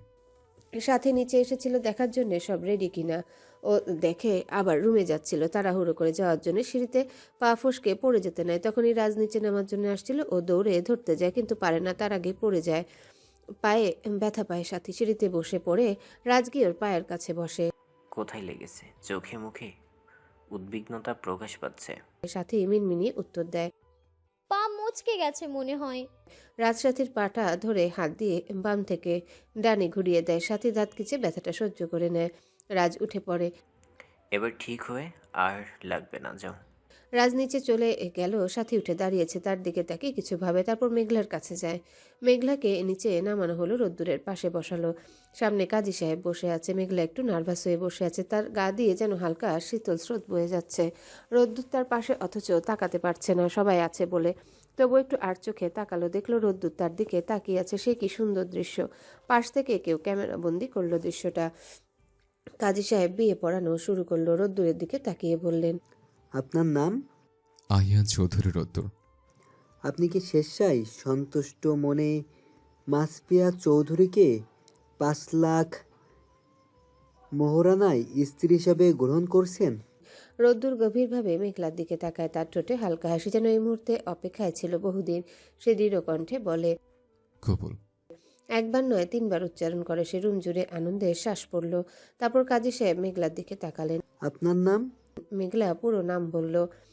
আপনি কি স্বেচ্ছায় সন্তুষ্ট মনে রুদ্রকে স্বামী হিসাবে গ্রহণ করছেন? মেঘলার কণ্ঠ যেন একটু কেঁপে উঠল। তার চোখে জল টলমল করছে, হয়তো আবেগে, হয়তো নতুন জীবনের শঙ্কায়। একটু থেমে এসে ধীরে বলে, কবুল। আরো 2 বার বলতে বলা হলে সে আবারও বলে, কবুল। কাজী সাহেব স্বাক্ষর নেওয়া শুরু করলেন। রোদ্দুর আর মেঘলা সই করলো। এরপর সাক্ষী হিসেবে মাহিম, রাজ, মেঘলার মামারা সই করলো। এরপর রাহেলা চৌধুরী এগিয়ে এসে মেঘলাকে জড়িয়ে ধরলেন, মুখে একগাল হাসি। আমার ছেলের বউ এখন অফিসিয়ালি আমারই। বিয়ের সমস্ত কাজ শেষ। মাহিমা চৌধুরী রোদ্দুরকে নিয়ে ব্যস্ত। এমনিতেই রোদ্দুর ওনার প্রিয় পাত্র, এখন আরও জামাই, এজন্য খুশির জায়গা নেই। মেঘলার মামা মামিরা চলে যাবেন রাতেই, অফিসের কাজ আছে, থাকতে পারবেন না। এজন্য তারা যাওয়ার জন্য তারা দিচ্ছেন। রোদ্দুর ও পাশে দাঁড়িয়ে আছে। আফজাল চৌধুরী ছেলের কাছে গেলেন। এবার মেঘলাকে ওর মামা মামিদের সাথে পাঠিয়ে দেই। তুমি মেঘলার সুরক্ষার জন্য পাঠাতে চাচ্ছ, কিন্তু সেই সুরক্ষা ওকে কে দেবে? এখানে আমরা এতজন থাকতে যদি ওকে ঠিক রাখতে না পারি, তাহলে ওখানে কে আছে? আজ না জানুক, কাল তো আমরা জানতে পারবে আমাদের বিয়ের কথা, তখন ওর উপর টার্গেট করবে। আমার কাছে না থাকলে কিভাবে রক্ষা করব? আমি বলছি ও এখানে থাকবে, ওর সুরক্ষার দায়িত্ব আমার। মাহিমা চৌধুরী এগিয়ে এলেন। হ্যাঁ ভাইজান, রোদ্দুর তো ঠিকই বলছে। আফজাল চৌধুরী নিজেও ভেবে দেখলেন ঠিকই আছে, তাই তিনি আর কিছু বললেন না। মেঘলার সঙ্গে রিন্তিয়ার সাথে বসে আছে। অবন্তিকা ওর বয়ফ্রেন্ডের সাথে ফোনে কথা বলছে। ওদিকে রোদ্দুর মেঘলার কাছে যেতে ওরা উঠে গেল। রোদ্দুর মেঘলাকে নিয়ে বলবে, তার আগে রাজ এসে রোদ্দুরকে টেনে নিয়ে যায়। শোন, এখন তো সবে 9টা বাজে, তাই সবাই ভেবেছি সাদে গানের আসর দিব। তারপর তোরা তোদের মনের মতো যতক্ষণে তোদের বাসর ঘর সাজানো হবে আর কি। রোদ্দুর বিরক্ত চোখে তাকালো। একে তো কথা বলতে না দিয়ে টেনে নিয়ে আসলে, তার উপরে এসব বলছে তোকে এসব কিছু করতে হবে না। ছাদে কি গান হবে সেটা কর। লজ্জা পাচ্ছ নাকি? আরে লজ্জা পেও না, আমরাই তো, আমাদের একটা দায়িত্ব আছে না।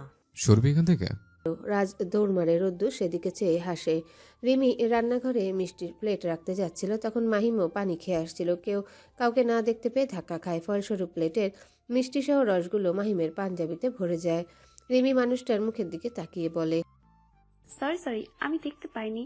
মাহিম শান্ত চাহনিতে তাকিয়ে ধীর কণ্ঠে উত্তর দেয়। It's okay. মাহিমের কণ্ঠ শুনতে রিমি তার দিকে তাকায়, তারপর পাশ কাটিয়ে তড়িঘড়ি করে চলে যায়। মনে হয় এক মুহূর্ত থাকলে ক্ষতি হয়ে যাবে। মাহিম রিমির দিকে তাকিয়েছে, মনে মনে ভাবছে, এই মেয়ের অপেক্ষা আমায় পীড়া দিচ্ছে কেন? আমি তো এমনই চেয়েছিলাম।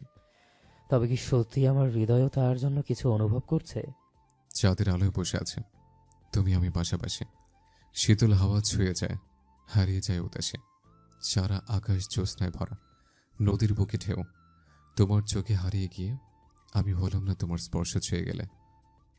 শরীর কাঁপে হালকা, মনের ভেতর কেমন জানি বাজে সুরটা পালকা। এই রাত জানে, এই চাঁদ জানে আমরা কেমন আপন। কত কথা জমে আছে, বলা হয় না যতক্ষণ। হাত বাড়ালে মুঠো ভরে তুলে নেব জ্যোৎস্না, তোমার চোখে চেয়ে থেকে হারিয়ে যাব আমি না। শব্দহীন কিছু ভাষা চোখের পাতায় লেখা, তুই পড়লে বুঝবে হয়তো ভালোবাসার কথা। আজ রাতেই আকাশ তলে থেমে থাকুক বেলা, তুমি আমি পাশাপাশি বসে জ্যোৎস্নায় হারাই মেলা। কবিতাটি বলা হতে সকলে হাততালি দেয়। সাব্বির আর হৃদিতা মাত্র ছাদে আসলো। সাব্বির বসতে বসতে বলল, বাহ রোদ্দুর, আজকাল শালিকার প্রেমে হাবুডুবু খেয়ে কবি হয়ে যাচ্ছ। রোদ্দুর মুচকি হেসে উঠে, তার জন্য কবি হলে ক্ষতি কি? অনেকে বলে মানুষ নাকি প্রেমে ব্যর্থ হয়ে কবি হয়, আমি না হয় প্রেমে পূর্ণতা পেয়ে কবি হলাম। কোনো ক্ষতি নেই ভাই, কবি হলে মন্দ নয়। রাজনীতি বাদ দিয়ে বই লিখবি। রাজ হাতে থাকা গিটারটা মাহিমের হাতে দিল। এবার গান গাইবে মাহিম। আমি কেন আগে? তুই আগে শুরু কর।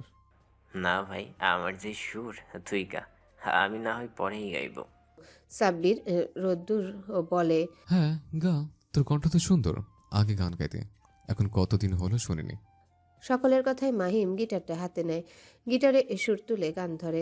আমি তোমাকে আরও কাছে থেকে, তুমি আমাকে আরও কাছে থেকে যদি জানতে চাও, তবে ভালোবাসা দাও, ভালোবাসা নাও, ভালোবাসা দাও, ভালোবাসা নাও। নদী কেন যায় সাগরের ডাকে, চাতক কেন বৃষ্টির আশায় থাকে। যদি বুঝতে চাও, আমি তোমারই চোখে চোখ রেখে, তুমি আমারই চোখে চোখ রেখে স্বপ্ন দেখে যাও, তবে ভালোবাসা দাও, ভালোবাসা নাও। কাছে এলে যাও দূরে সরে, কতদিন রাখবে আর একা করে, মনে টেনে নাও। আমি তোমারই হাতে হাত রেখে, তুমি আমারই হাতে হাত রেখে, এসেও এগিয়ে যাও, শুধু ভালোবাসা দাও, ভালোবাসা নাও। গান শেষ হতে সবার হাতে তালির শব্দ শোনা গেল। বাহ, অনেক সুন্দর গেয়েছেন ভাইয়া। রিন্তির প্রশংসায় মুচকি হেসে ওঠে। Thank you. মাহিমের দৃষ্টি রিমির দিকে। পুরো গানটা গাওয়ার সময় বেশিরভাগই তার দিকে চেয়ে, সেটা মেঘলা ছাড়া আরো কেউ খেয়াল করেছে। রোদ্দুর মাহিমের ঘাড়ে হাত রাখলো। অনেকদিন পর গান গাইলি, সুন্দর হয়েছে। রাজ মাহিমের থেকে গিটার নিয়ে বলল, বস ফাটিয়ে দিয়েছো, গানটা খুব সুন্দর হয়েছে। এই গানটা রিমি খুব পছন্দের, বাসায় সারাদিন শোনে। এই গান শুনতে শুনতে আমারই বিরক্ত লাগে, তবুও ওর কিচ্ছু হয় না। কিরে রিমি, কেমন লাগে? না জেনেও তোর প্রিয় শোনালো। হ্যাঁ, একটা ধন্যবাদ তো প্রাপ্য। রিমি হাসার চেষ্টা করলো, ভাইয়ের জন্য বলল, ধন্যবাদ না জেনে হলেও একটা কিছু তো পছন্দের সাথে মিলেছে। মাহিম রিমির কথায় স্পষ্ট তাচ্ছিল্য বুঝতে পারল। এবার সবাই জেকে ধরল রাজকে গান বলার জন্য, কিছুতেই রাজি না। পরে সবার জোরাজোরিতে গলা খেকড়ে দিয়ে সামনে থাকা সাথীর দিকে চেয়ে আবারও আকাশের দিকে তাকিয়ে গান শুরু করে। ভালো আছি, ভালো থেকো। গান শেষ হতে আবারও হাততালি পড়ল। রাজের গানও বেশ হয়েছে। রোদ্দুর বা কেউই তাকে কখনো গান গাইতে দেখেনি, তাই রোদ্দুর ভ্রু কুচকে তাকিয়ে বলল, ফ্লার্টিং ভণ্ডামি ছেড়ে তুই আবার এত সুন্দর গান গাও কবে শিখলে? আর গাইলি বা কাকে নিয়ে? আরে কাউকে নিয়ে না, খাইলাম হয়ে গেল, এছাড়া কিছু না। রাজ হাসি দিয়ে ফানি হিসেবে কাটিয়ে দিল, কিন্তু সাথী বুঝতে পারল গানটা তাকে উদ্দেশ্য করে গাওয়া হয়েছে। অবন্তিকা ফোনে কথা বলছে। জানো, এখানে সবাই কত সুন্দর গান গাইতে পারে, তুমিও একটা গান শোনাও না। অপর পাশের ব্যক্তি কি বলল তা শোনা গেল না, তবে অবন্তিকার রাগী কণ্ঠটা ঠিকই শোনা গেল। তুমি পারো কি? আমি তো বলিনি ভালো হতে হবে, যেমনই পারো গাইবে। রাগারাগি করে অবন্তিকা এসে বসলো। মেঘলা তার মুখের আদল দেখে জিজ্ঞাসা করলো, রেগে আছিস কেন? আরে গাধীরে, গান গাইতে বললাম, শোনালো না, তার উপর ব্যস্ত আছে বলে কেটে দিল। হয়তো কাজ আছে, অন্যদিন শোনাবে, রাগ করে থাকিস না। রাত বাজে 11টা। ওদের আড্ডা শেষ, যে যার ঘরে যাবে। রিদিতা সাব্বির আগেই চলে গেছে, সাথে মেঘলাকে নিয়ে গেছে রোদ্দুরের ঘরে রাখতে। অবন্তিকার সাথে রিমি আর রিন্তি একসাথে থাকবে মেঘলার ঘরে, এজন্য রিমিকে যেতে হয়। একটু পর মাহিমও চলে যায়। রোদ্দুর আর রাত ছাদে রয়ে গেছে। রোদ্দুর রাজকে বলল, সবাই গেছে, তুই চল।